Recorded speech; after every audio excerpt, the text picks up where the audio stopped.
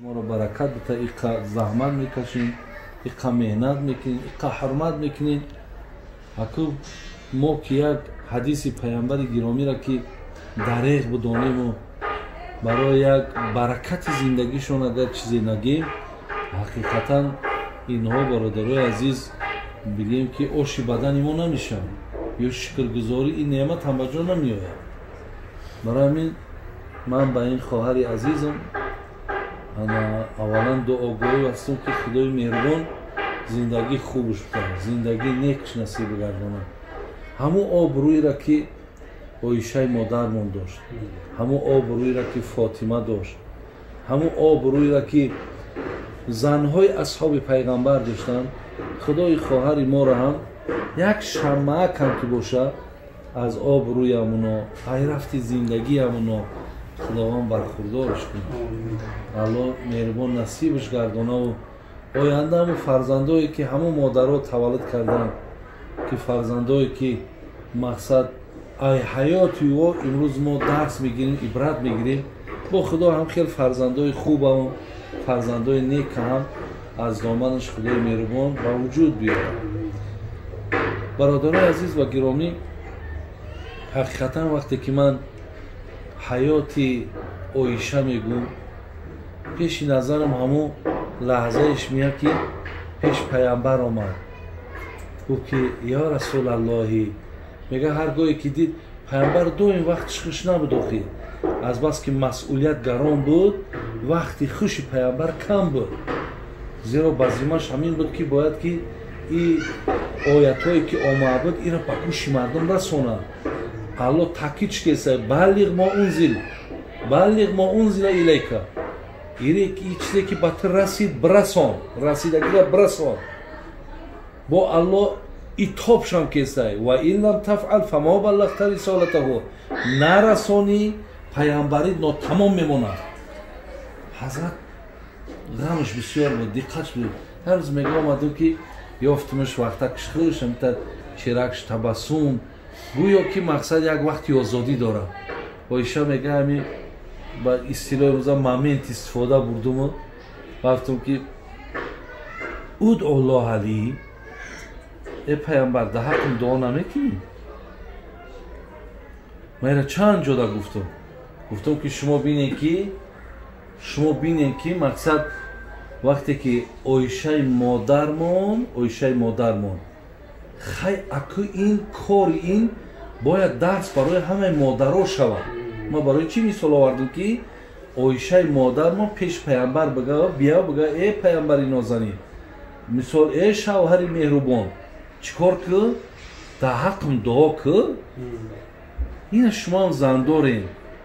اگر ایروی انصاف بگین خدا میدونه یکم با شما را گفته باشه که مردک تو در حقم یا دعا که تعلیمات عایشه را که گرفته باشه، حیات عایشه را که خونده باشه، از این چیز برخوردار میشه. بعد پیامبرمون میگه برداشت اللهم اغفر لعایشه ما تقدم من ذنبها و ما تأخر. خدای عایشه را هر کمبودی را که چی آشکارا که باشه چی پنهانی، خدای همش ببخش. میگه عایشه میگه به اندازه خرسن شید رقص کرد، میگه در پیش پیامبر، میگه می خیلی وقت آمد در دامن پیامبر رفتی. بعد پیامبر میگه عجایب یک مژده بشارت زیبا برای امتش داد. گفت عایشه آیا از دعای من خرسند شدی؟ گفت خیلی چی گفت؟ خرسندی من از بر همه که تو پیامبر نازنین که دعا پیش خدای مهربان اجابت می شود، تو دعا کردی چکل خرسند نشم؟ عایشه بدان که همین دعایی که من در حقیقت کردم پشت هر نماز در حق امتم همین دعا را من میکنم، هر یک پشتی نماز. برای این منم ای خواهرم تمنام همیه که ویا مثال رنگی عایشه مادرمان دعا طلب کننده شوهرش باشه و خداوند این شوهرم توفیق تیه که در حق خواهر ما هم دعاگو باشه و این هم مقصد عادت و اخلاق زیبا داشته باشه. خداوند از این حدیثی که از حیات عایشه مادر ما گفتیم خدای خواهر ما را با نصیب گردانه. آمین یا رب العالمین. خاری فیها.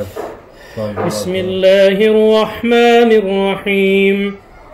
اللهم صل على سيدنا ونبينا وحبيبنا وشفيعنا ومولانا محمد صلى الله عليه وسلم.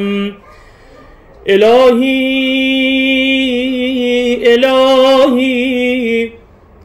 دوای درد بی درمان تو هستی، خلاص بخش از این زندان تو هستی. تو ستاری،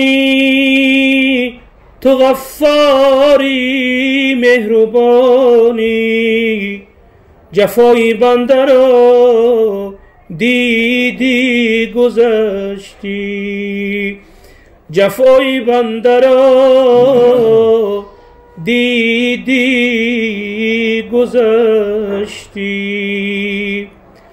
سراسر جمله عالم پرز عشق است، ولی عشق حقیقی با خدا کو.